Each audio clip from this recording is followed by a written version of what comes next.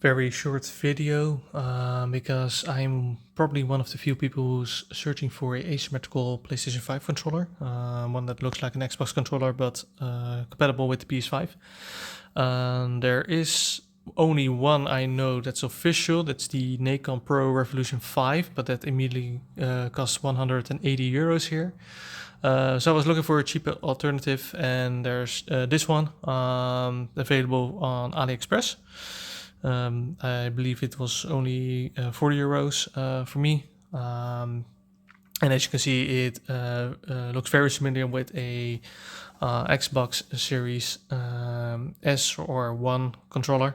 It feels the same. I think the analog, the rubber around it, is exactly a copy of the Series S controller.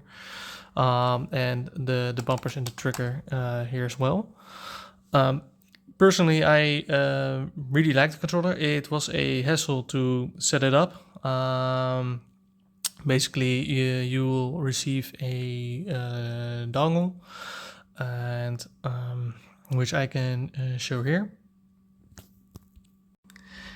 So this is the dongle that you need to let the PlayStation 5 recognize the controller as a DualSense controller. I find that the manual was very fake, so just to have a quick rundown, this is what you need to do. To make the PlayStation 5 recognize the controller as a DualSense controller, you have to go to your settings, then go to the accessories. It's in Dutch because that's my native language, but it should be the same layout as for everyone else. If you go to the controller, communication method, set it to USB. The manual is very fake with that, but since all PlayStation 5 consoles are standard on Bluetooth, then it would just glitch out. It will recognize it as a DualShock 4, and then it just does very weird things like repeatedly pressing start, that sort of things. But you have to set it on USB. Then you go to General and Bluetooth accessories, and then you will have a menu where it can find your controller. You have to hold down the small button on the dongle for 3 to 4 seconds till it flashes red very quickly. And then you hold down the share button and the power button, and then the controller will connect. What I also do not like about the controller is that it only has one rumble setting. So even though the game wants to use like a weak vibration with the DualSense, it doesn't matter. It only has one setting. Even if you go to the settings, you turn the vibration to weak or set to minimal, the controller doesn't recognize it. So it only has like one general vibration setting, which is quite loud, I find. So like I'm basically running into the desert with on Stellar Blade, and this is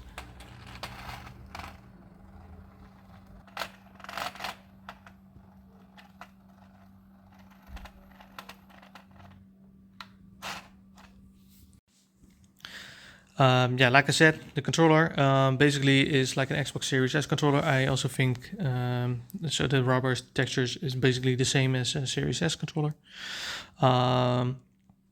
What I don't like about this controller is that the back panels are very easy to hit. It's turned off by default, so if you don't use it, you can just leave it as it is. But with the middle button, you can set a shortcut to it. So if you like to play first-person shooters, make a shortcut jump, make a shortcut so you can jump faster, that sort of things, then of course that's possible. And of course the turbo button here on the front, so if you press this and hold a certain button, then it will keep spamming that button. Also, what I don't like is that the D-pad is, it feels like there's a sort of cushion underneath it, so it's very soft, it doesn't click that much. And the regular buttons, they are very clicky. So it's it just feels a bit off. And the controller itself is, the rest of the buttons are also very clicky. So Some people like it, some people don't. I don't mind it. I just don't like that the D-pad is a bit cushioned. But for comparison,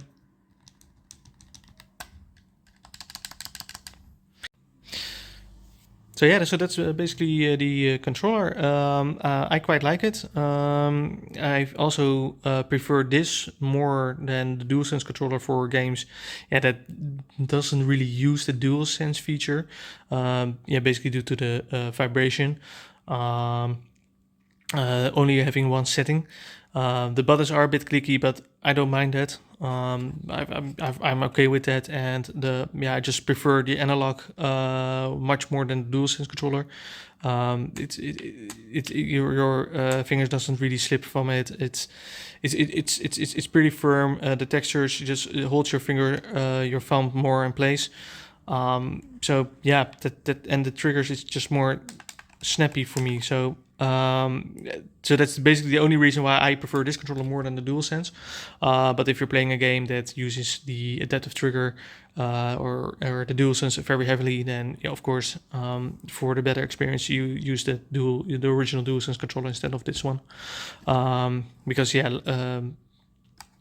there's no adaptive trigger as well. So it does function as an adaptive trigger, as an analog trigger. So if you're playing games where you need to hold the trigger halfway, it does recognize that. So also very important thing is that there's no mic inside the controller, and also not no speaker. So a game with that uses sound through your controller, this one doesn't do that as well.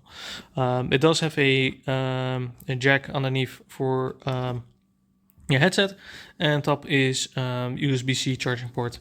Battery life is much better than the DualSense. It charges within 2 hours and it lasts for over 16 hours. Basically because it doesn't have the DualSense features. This basically makes it why it can last much longer than the DualSense. But that's basically it. All in all, not a bad choice for $40.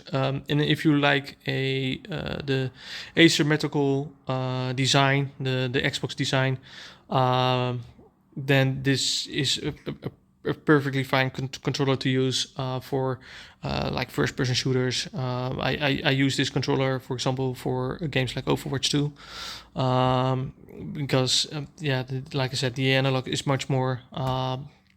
I find much more pleasant than the DualSense controller.